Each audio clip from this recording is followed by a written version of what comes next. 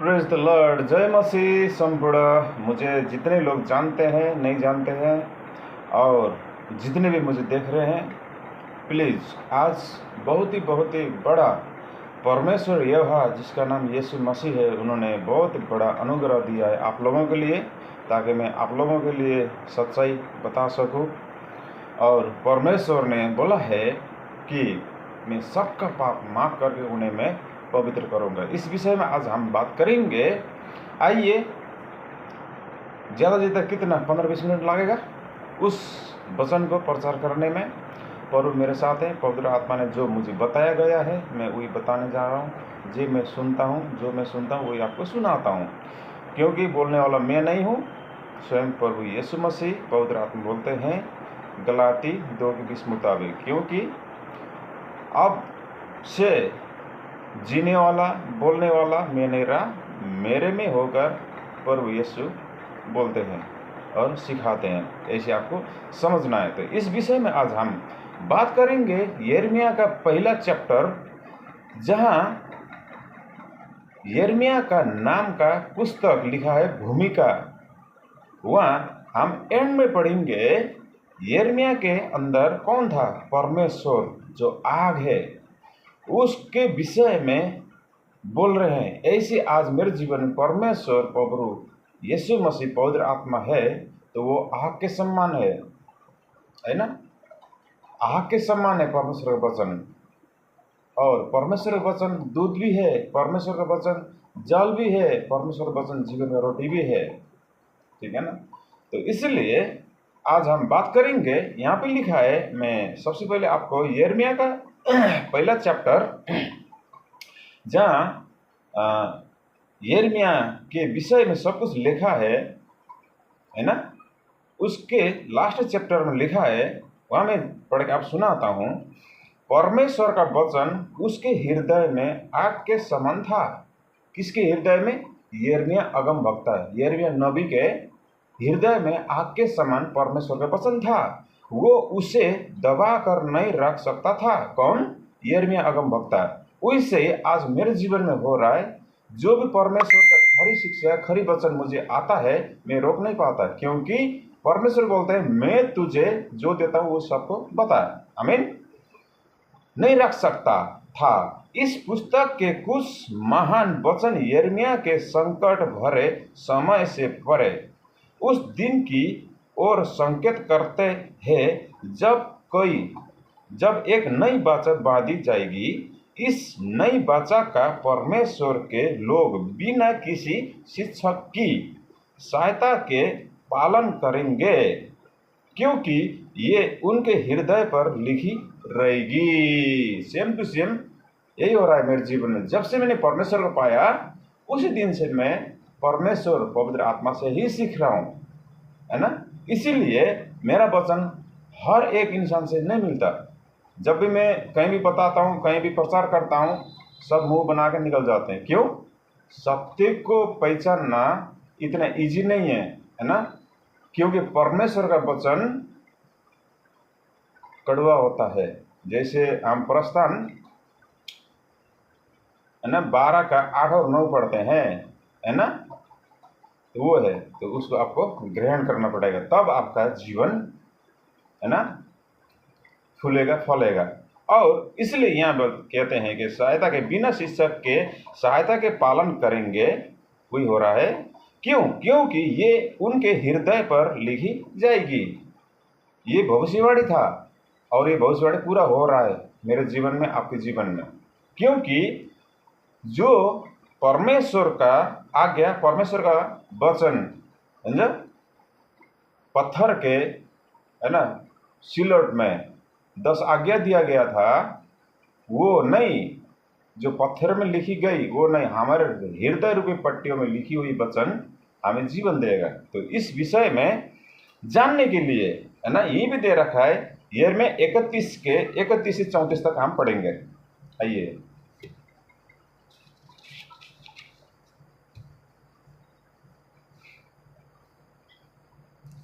हम्म 31 से 34 तक।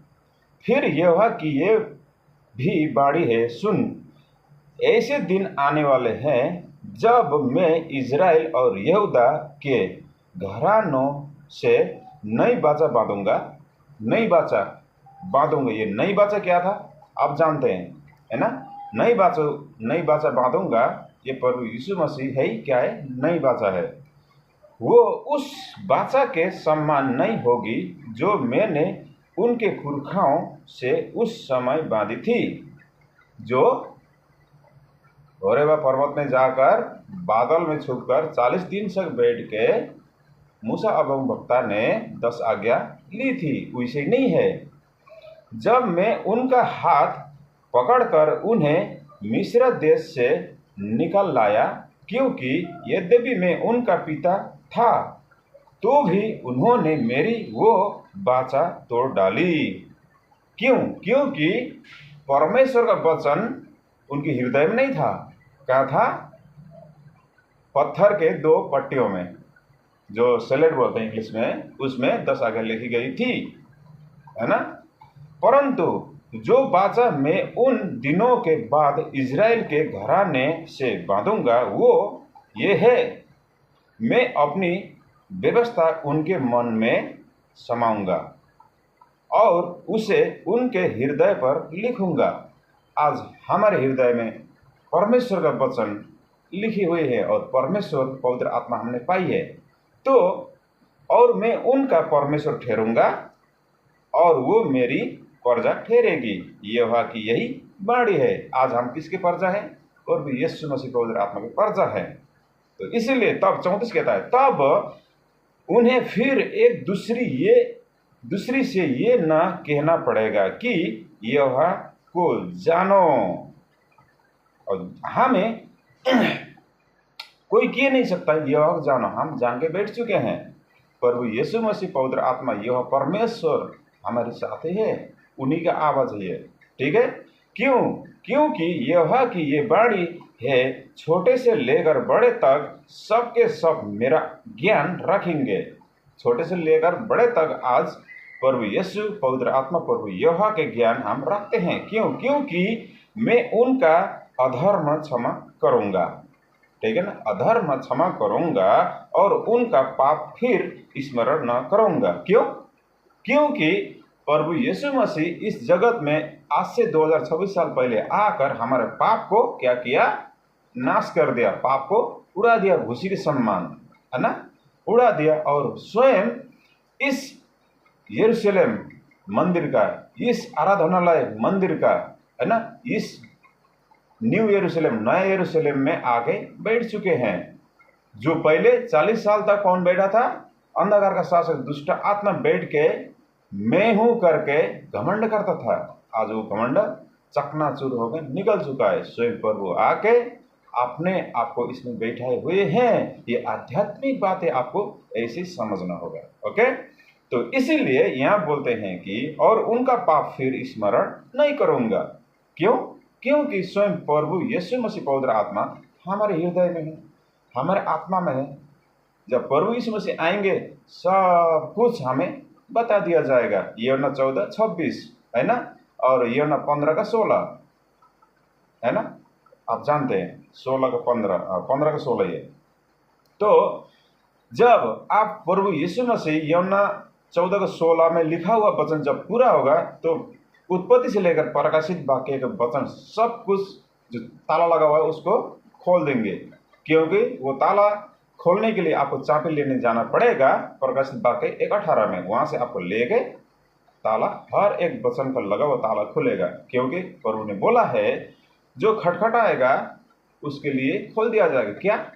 ये दरवाजा नहीं, ये जो दिख रहा है ये दरवाजा नहीं, हमारे आत्मा की जीवन का दरवाजा जब खोल देंगे तो हर एक वचन का रहस्य और भेद की बात आपको समझ में आएगी और वो दरवाजा खुलेगा। जब आप अपने दरवाजा खोल देंगे तब प्रभु यीशु मसीह आपके जीवन में इंटर करेंगे, ठीक है।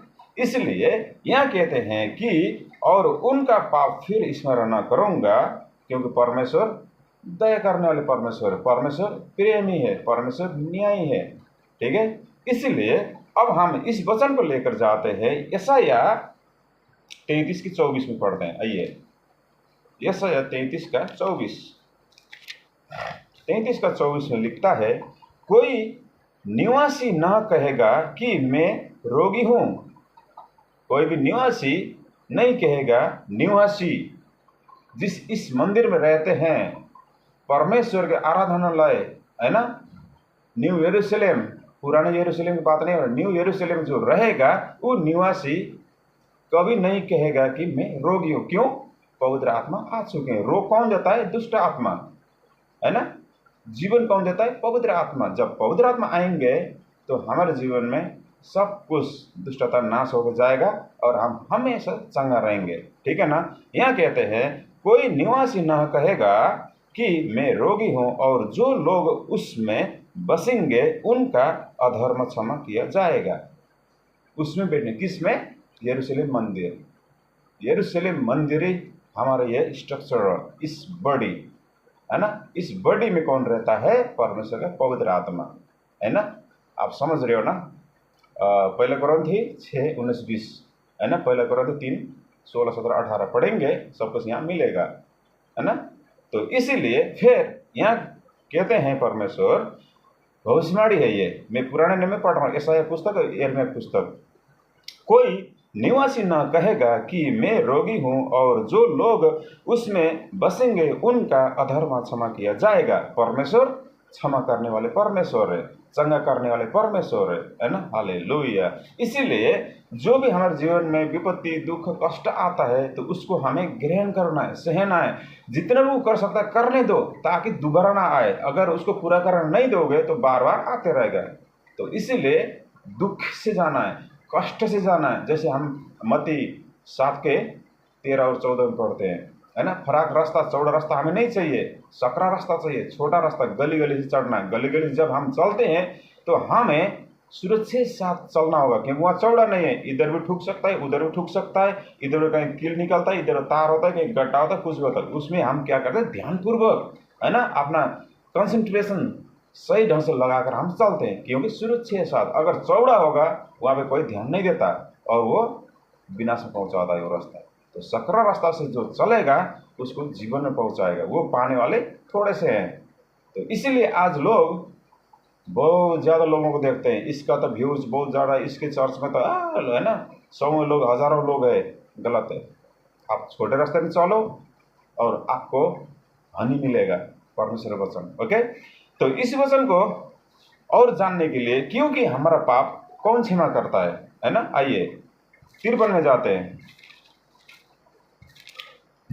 यशायाह 53 में कितना बढ़िया वचन कनेक्शन है और बहुत आशीष है सबको। आइए यहाँ देखते हैं, क्या बोलते, पढ़ते हैं 5 और 6। परंतु वो हमारे ही अपराधों के कारण घायल किया गया, वो हमारे अधर्म के कामों के कारण कुचला गया। कौन? पर वो यीशु मसीह, परमेश्वर। ठीक है ना। वो इतना दयाबंद, इतना प्रेमी है, हमसे प्रेम करते हैं। देखो, है ना, हमारे पापों के कारण हमने, है ना, मारना था कोड़े, हमें सर में मुकुट लगाना था, कांटे के मुकुट, उसे मारना था हमारे सर पे। क्यों? गलत पाप हमने की थी। लेकिन उन्होंने बोला मेरे बच्चों को कोई ना करे, इनको बचाना है तो इनके लिए मैं मार खाता हूँ, मैं मार देता हूँ। तो प्रभु हमारे पापों के खातिर इस जगत में आए और कोड़े खाए, पुरुष के किले सहेली, है ना, छाती में पंजर सहेली, लोगों ने उनको पित्त खिला दिया, है ना, क्या बोलते, सिर का पिला दिया। कितना घोर पाप सहेली। फिर वो कहते हैं हे पिता इन्हें क्षमा करना, ये नहीं जानते क्या कर रहे हैं। सच में वो नहीं जानते थे। अगर उनको पता होती कि परमेश्वर के सच में ही पुत्र है तो क्यों मारते भाई? अगर नहीं मारते फिर हमारा उद्धार कैसे होता? ये प्री प्लान था ना। इस चीज को आपको जानना होगा। 5 में लिखता है परंतु वो हमारे ही अपराधों के कारण घायल किया गया, वो हमारे अधर्म के कामों के कारण कुचला गया। कौन? प्रभु यीशु मसीह। हमारी ही शांति के लिए उस पर ताड़ना पड़ी कि उसके कोड़े खाने से हम लोग चंगे हो गए हैं। जो कोड़े हमें खाना था और हमें कोड़े लगाया भी जाता, क्यों? कोई उद्धार नहीं था, कोई फायदा नहीं। क्यों? हम पाप में डूबे हुए थे। एक पापी को बचाने के लिए एक धर्मी जन होना जरूरी है। धर्मी धर्मी जन ही तो पापी को बचाएगा, पापी पापी को तो बचाएगा नहीं, क्योंकि उसके अंदर पाप है ना, दोनों के मारेगा ना पाप तो। लेकिन जो धर्म जो पवित्र है वही पाप को बचा लेगा। वो पवित्र कौन था? प्रभु यीशु मसीह ही थे। तो 6 कहता हम तो सब के सब भेड़ों के समान भटक गए थे। हम तो सबके सब भेड़ों के समान, बकरों के समान भटक गए थे, क्यों उसका चरवाहा नहीं थे। जो असल चरवाहा कौन था? प्रभु यीशु मसीह ही थे। इब्रानी है ना 13:20, हम में से हर एक ने अपना अपना मार्ग लिया अपनी मर्जी से, और यह ने हम सबों के अधर्म का बोझ उसी पर लाद दिया, अर्थात डाल दिया उसी पर। किसी पर? ये भविष्यवाणी थी, प्रभु यीशु मसीह पर डाल दिया। सारा संसार का पाप, धर्म, अधर्म, क्रोध, विरोध उसी पर डाल दिया। और वो पाप को परमेश्वर यह देख नहीं सकते थे, और है ना प्रभु यीशु मसीह को सहना था। तो इसीलिए 3 घंटे तक, है ना, तीसरे पहर तक सारा संसार में क्या हुआ? अंधकार छा गया। अंधकार छाने का मतलब है प्रभु यीशु मसीह के जीवन से, है ना, परमेश्वर ने अपना प्रकाश, अपना ज्योति, अपना मुंह फेर लिया था। क्यों? पाप को नाश करना था। क्यों? परमेश्वर पाप को देख नहीं सकते। तो इसीलिए 12 बजे से लेकर 3 बजे तक प्रभु यीशु मसीह को वो मृत्यु सहना पड़ा। सारा संसार का अधर्म, क्रोध, विरोध, पाप, जिसने बलात्कार किया, जिसने मर्डर किया, जिसने, है ना, पाप किया, सब कुछ संसार में जितने पाप था प्रभु यीशु मसीह पर डाल दिया गया, है ना। और उन्होंने हमारा पाप को लेकर क्रूस से चढ़ा दिया, नाश कर दिया, डिस्ट्रॉय कर दिया। उसके बाद 3 रात 3 दिन जीवित हुए, और जीवित होने के बाद 40 दिन इस पृथ्वी भ्रमण करके फिर स्वर्गारोहण होने के बाद, है ना, फिर 10 दिन के बाद क्या किया? अपना पवित्र आत्मा भेज दिया। वो पवित्र आत्मा वो थे सिर्फ सुसमाचार सुनाने के लिए था, है ना, इतनी था। लेकिन जब आप यूहन्ना 14:26 और यूहन्ना 15:16 वचन का आप ये वचन जब ग्रहण करेंगे तो आपको सब कुछ मिलेगा। वो आत्मा और ये पवित्र आत्मा फर्क है, इसको आपको जानना होगा, ठीक है। और इसको और पुख्ता करने के लिए लूका 11:17 वचन एक बार पढ़ते हैं। आइए 9 में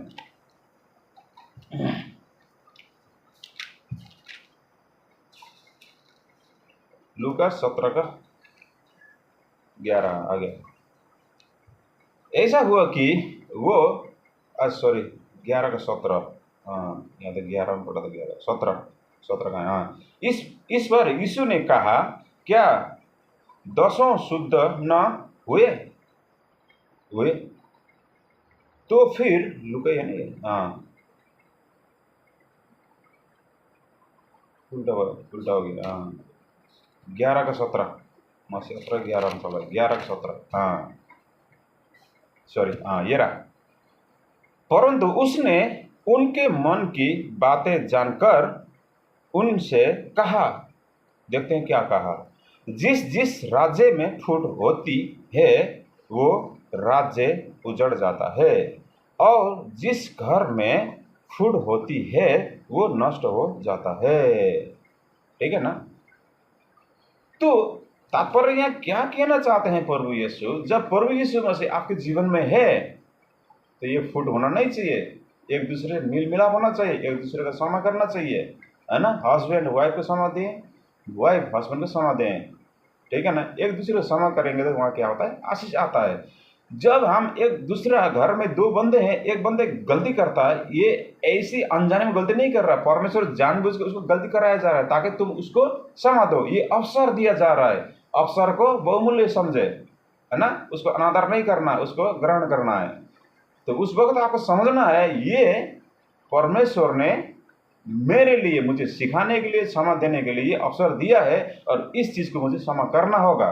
तो वहाँ क्षमा करेंगे तो आपके जीवन में शांति आएगी, प्रभु का एंट्री हो जाएगा पवित्र आत्मा का, ठीक है ना। तो अब उसके बाद आप दोनों सीखते जाएंगे। तो इस ढंग से यहाँ इसीलिए बोलते हैं कि परमेश्वर ने क्या बोला यहाँ, परंतु उसने किसने? प्रभु यीशु मसीह ने उनके मन की बातें जानकर उनसे कहा, जिस जिस राज्य में फूट होती है वो राज्य उजड़ जाता है।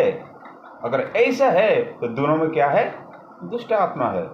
अगर वहाँ पर फूट नहीं होती, मिल मिलाप है, प्रेम है, दया है ना, माया है, सब कुछ है, तो वहाँ क्या है? परमेश्वर का पवित्र आत्मा है। इस तरीके से आप जान सकते हो। तो आपके जीवन में क्या हो रहा है? आप एक दूसरे को समय दे पा रहे हो तो पवित्र आत्मा है, और दे नहीं पा रहे हो तो पवित्र आत्मा नहीं है। और दूसरा आत्मा कौन है? आप जानते हैं, ठीक है। तो और जिस घर में फूट होती है वो नष्ट हो जाता है। और 18 पढ़ते हैं, यदि शैतान अपना ही विरोध हो जाए तो उसका राज्य कैसे बना रहेगा? नहीं बनेगा ना, ठीक है ना। इसीलिए इस बात को आपको जानना होगा और समझना होगा।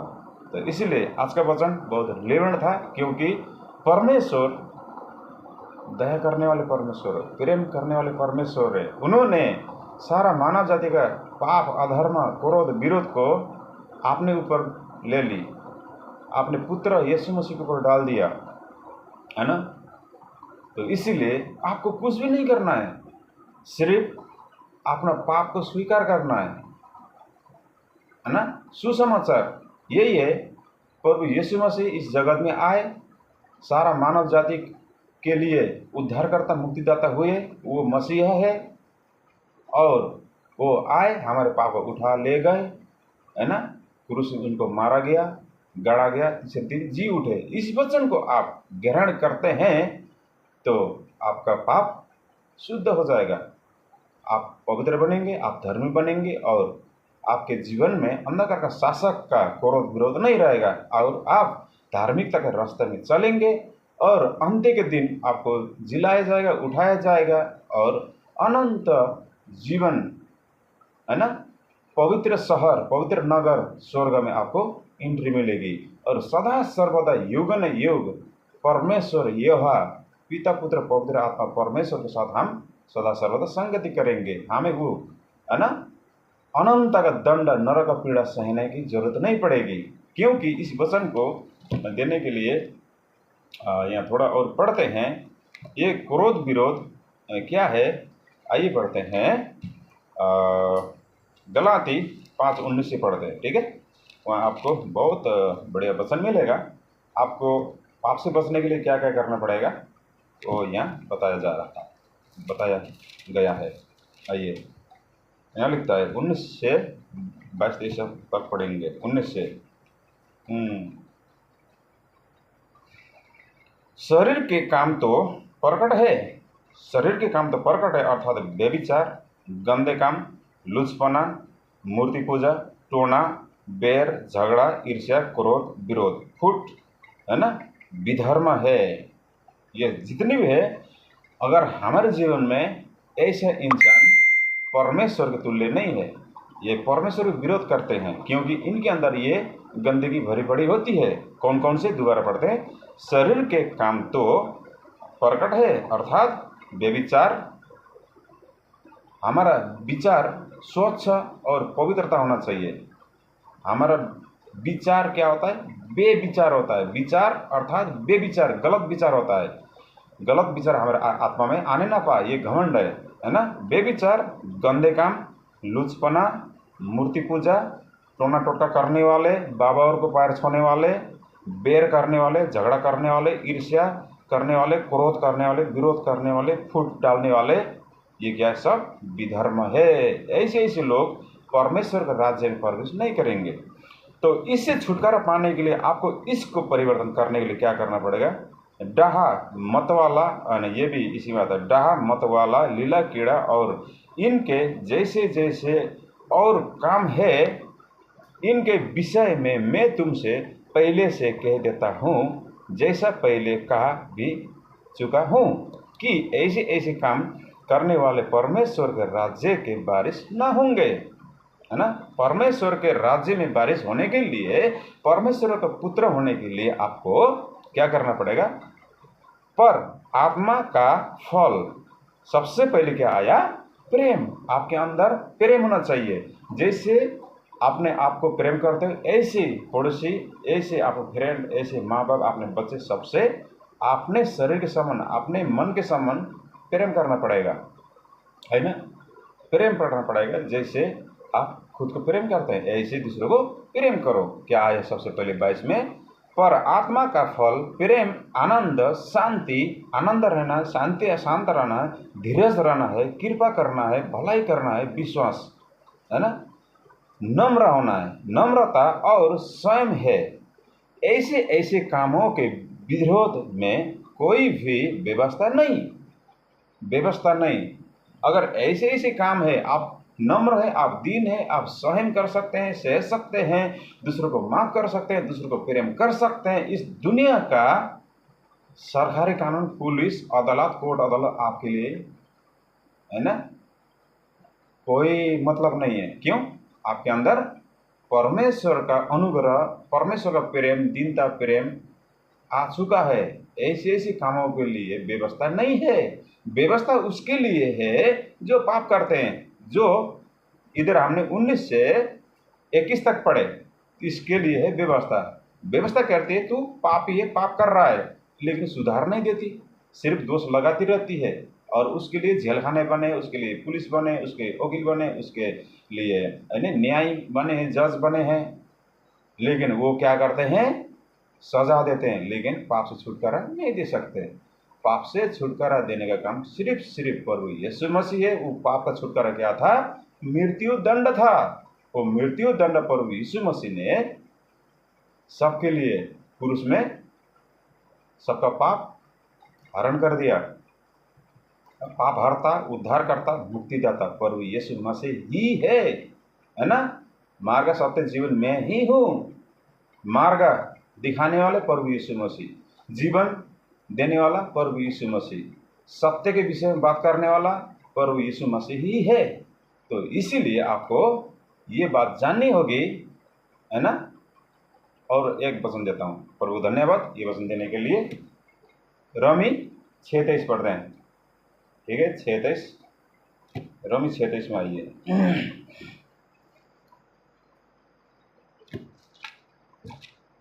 रोमी 6:23 में लिखता है, क्योंकि पाप की मजदूरी तो क्या है? मृत्यु है। अगर आपके यहाँ जीवन में पाप है ना, तो आप मृत्यु से गले लगा चुके हो। तो उससे छुटकारा पाने के लिए प्रभु यीशु मसीह को विश्वास करना है, उनके कहने पर चलना है, ठीक है।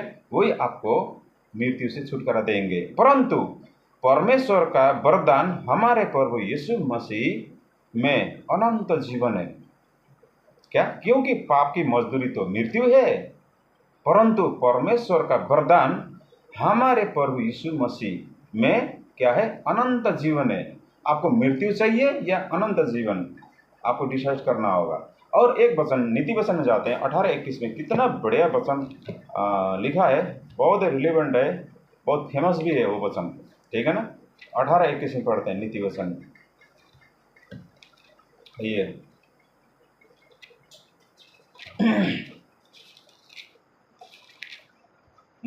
18:21 में, जीव के बस में मृत्यु और जीवन दोनों होते हैं, है ना। क्या बोला? जीव के बस में, ये जीव के बस में मृत्यु और जीवन दोनों होते हैं। कैसे? आपको चेक करना है, आप कैसे बोलते हैं। आप जीवन के लिए बोल रहे हैं या मृत्यु के लिए बोल रहे हैं? आपके मुंह से क्या निकल रहा है, उसका फल आपको ही दिया जाएगा। आप जीवन के लिए बोल रहे हैं, जीवन ही मिलेगा। मृत्यु के लिए बोल रहे हैं, मृत्यु मिलेगा। आप किसी को गाली देते हैं, निकला किसके हृदय से, किसके मन से, उसके ही मन को डांट पड़ेगी, उसके ही मन को सजा दिया जाएगा, वही आत्मा को। तो आप हमेशा, आपको चेक करना है, मेरे मुंह से क्या निकल रहा है, ये मुझे फायदेमंद है या नुकसान है, आपको चेक करना होगा। दोबारा पढ़ते हैं, कहाँ पे? नीति वचन 18:21, जीव के बस में मृत्यु और जीवन दोनों होते हैं, और जो उसे काम में लगाना जानता है। किसको? जीव को। किस काम में लगा रहे हो जीव को, वो उसका फल भोगेगा, ठीक है ना। या तो अनंत जीवन का कटनी काटेगा या तो अनंत मृत्यु दंड का कटनी कटेगा। आपको नेगेटिव और पॉजिटिव को खिचड़ी नहीं बनाना है, ठीक है ना। पॉजिटिव वे में चलना है। पॉजिटिव जो पवित्र जो धर्मी एक ही है, वो है प्रभु यीशु मसीह। प्रभु आपको बहुत आशीष दें। और एक पढ़ते हैं 15 के 31, है ना, 15 के 31 आया। प्रभु धन्यवाद। 15 के 31 में इधर है, हाँ 31, जो जीवनदायी डांट कान लगाकर सुनता है वो बुद्धिमानों के संग ठिकाना पाता है। ये बुद्धिमान कौन है? ठिकाना, धाम, शरण स्थान कौन देता है? यह परमेश्वर, जिसका नाम प्रभु यीशु मसीहा है। वही हमारा शरण स्थान है। इंसान को कभी शरण स्थान मत बनाना, वो श्रापित है। धन्य हो वो इंसान जो परमेश्वर का अपना धाम मानता है, शरण स्थान बनाता है, ठीक है ना। आपने यिर्मयाह 17 के 6 में पढ़ी होगी, है ना। तो जो जीवनदायी डांट कान लगाकर सुनता है ना, कान लगाकर सुनना है ना, कान लगा सुनना है, क्या कह रहा है, कैसे कह रहा है, उसी फिर दोबारा नहीं समझ में आता, क्वेश्चन करना है, इस वचन को मुझे समझना है करके, तो वो बुद्धिमान के संग ठिकाना पाएगा। ये बुद्धिमान कौन है? प्रभु यीशु मसीह, सर्वज्ञानी, सर्वशक्तिमान परमेश्वर, है ना, परम प्रभु परमेश्वर, सर्वशक्तिमान, सर्वव्यापी, महापवित्र प्रभु यीशु मसीह ही है। अल्फा ओमेगा, आदि अंत। प्रकाशित वाक्य, है ना, 21, 5 और 6 पढ़ लीजिएगा। और आपको इस वचन के थ्रू आज बहुत बहुत अनुग्रह हुआ है, मैं विश्वास करता हूँ। क्योंकि परमेश्वर प्रेमी है, परमेश्वर दयाबंद है, परमेश्वर महापवित्र है। तो इसीलिए परमेश्वर हर एक पापी को बचाना चाहता है, लेकिन इच्छा आपका है। परमेश्वर प्रेमी है, इसलिए किसी को जबरदस्ती नहीं कर सकते। जबरदस्ती करेंगे तो प्रेम कहाँ रही, समझ रहे हो। इसीलिए आपका इच्छा है, आपके लिए समय चुना गया है। जो समय आएगा कोई आपको सिखाने की जरूरत नहीं पड़ेगा, स्वयं प्रभु यीशु मसीह ही आपको सिखाएंगे आत्मा में होकर। तो उसके लिए आपको आत्मिक जीवन यापन करना होगा, तभी पवित्र आत्मा आपके जीवन में आएंगे। सब कुछ ये दुनिया जो रहस्यमय लग रहा है ना, आपको आईने की तरफ सब कुछ दिखा दिया जाएगा, जो मुझे दिखा दिया गया। हालेलुया। इस वचन को और बनने का मन था, लेकिन देखते हैं, टाइम को भी थोड़ा, है ना, देखना होता है। इसीलिए आज का वचन बहुत बहुत रिलेवेंट था। परमेश्वर प्रेमी है, परमेश्वर दयाबंद है, परमेश्वर पापी को बचाने आए हैं। जितने भी लोग सारे संसार में पापी है, पाप क्षमा के लिए, उद्धार मुक्ति के लिए प्रभु को शरण लीजिए, अनंत जीवन जिए। और इस चीज़ का लड़ाई आपको लड़ना होगा। लड़ने के लिए, सिखाने के लिए स्वयं प्रभु यीशु मसीह, क्योंकि प्रभु ने बोला है पहले यूहन्ना 2:27 में, कोई प्रयोजन नहीं कोई तुम्हें सिखाए, अर्थात प्रभु यीशु मसीह ही सिखाएंगे, वो सत्य है। और मत्ती 11:29 में बोलते हैं, मुझसे सीखो क्योंकि मैं मन में दीन नम्र हूँ, मेरा बोझ हल्का है, उठाओ। हालेलुया, कितना बढ़िया है। और सबको आशीष दें। इस वचन को यही रखता हूँ। सबको जय मसीह। हालेलुया। यस।